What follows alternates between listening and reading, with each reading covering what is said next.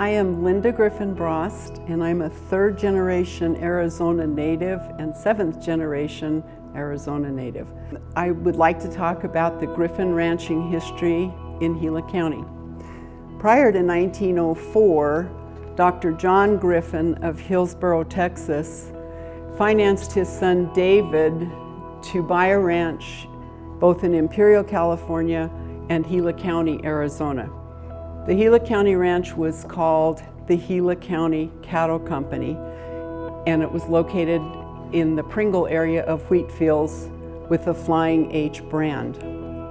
Also prior to 1904, Dr. Griffin financed his son Fred and his son John to ranch in New Mexico. In 1904, when David was in California with his ranching, he was accidentally killed by a train. This prompted Dr. John to bring his two sons, John and Fred, to Arizona to settle the estate. John and Fred ran the Pringle Ranch for some length of time until Fred decided to return to Texas. John then bought several ranches, including the TVs in Tonto, the Flying V's in Roosevelt, and the Wineglass on Cherry Creek. In 1912, he married Molly Beach, a Globe native with roots into Spanish colonial Tucson and her Romero ancestors. John also became a vice president of the First National Bank of Globe. This was an independent bank, like many that were established in mining and cattle towns throughout Arizona. And in those days, the bank officers backed all the loans.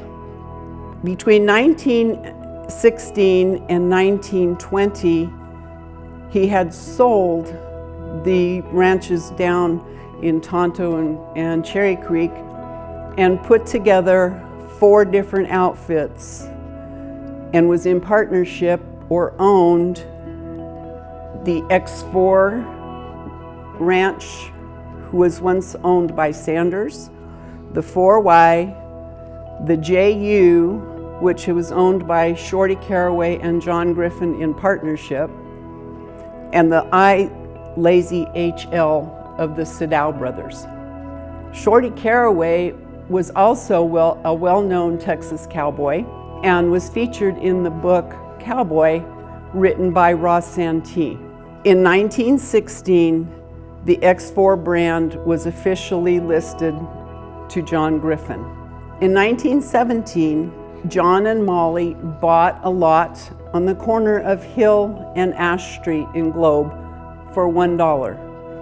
They built a beautiful tufa stone home, which the tufa stone had been quarried in San Carlos, and that home has now become the administration building for Globe Public Schools.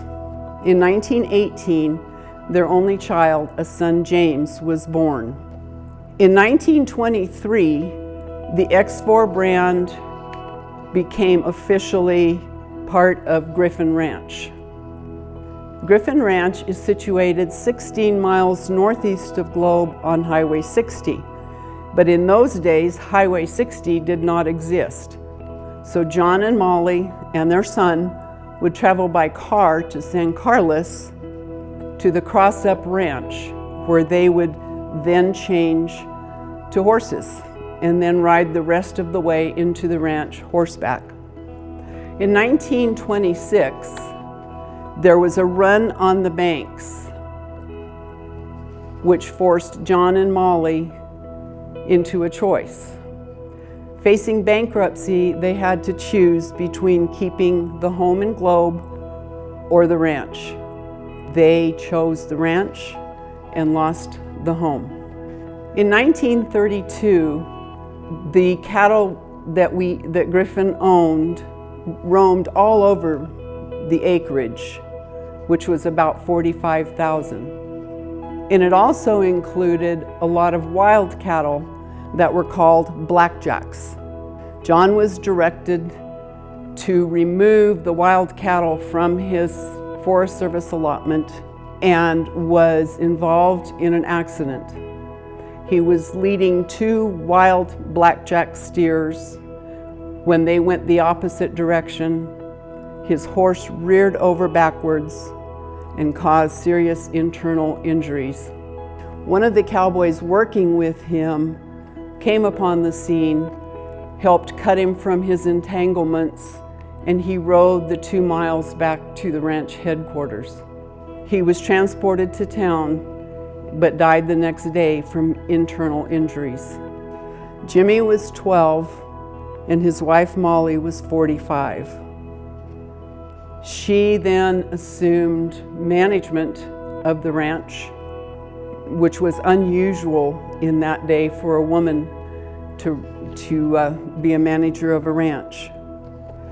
In the 1940s, Jimmy joined the Army and was sent to England, where he met a whack from Boston, Minnie Keeler.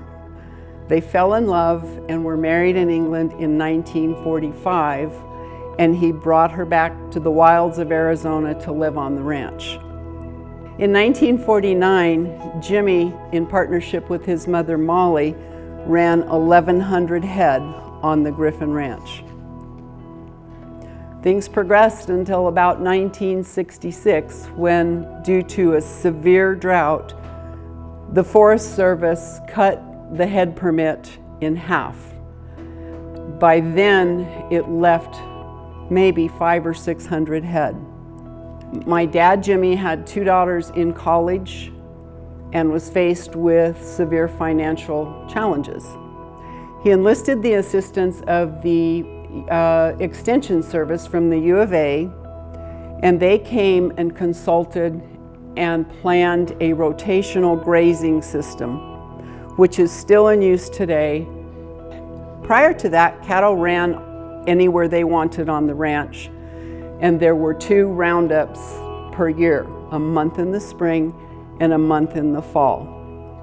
This new rotation grazing required roundups every couple of months, every 4 months, and gave pastures a good length of time to rest and regenerate.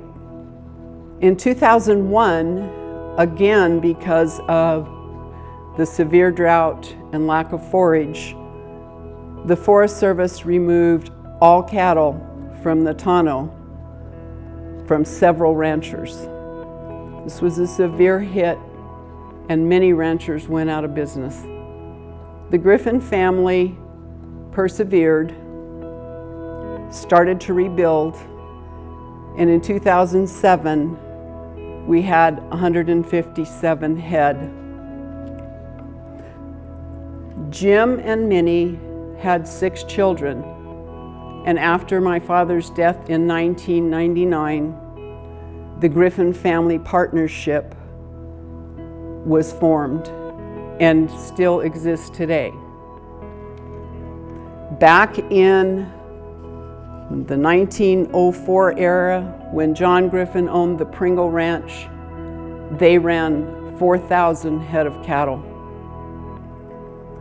Today, June of 2021, we have 370 cows on the ranch, along with bulls and calves.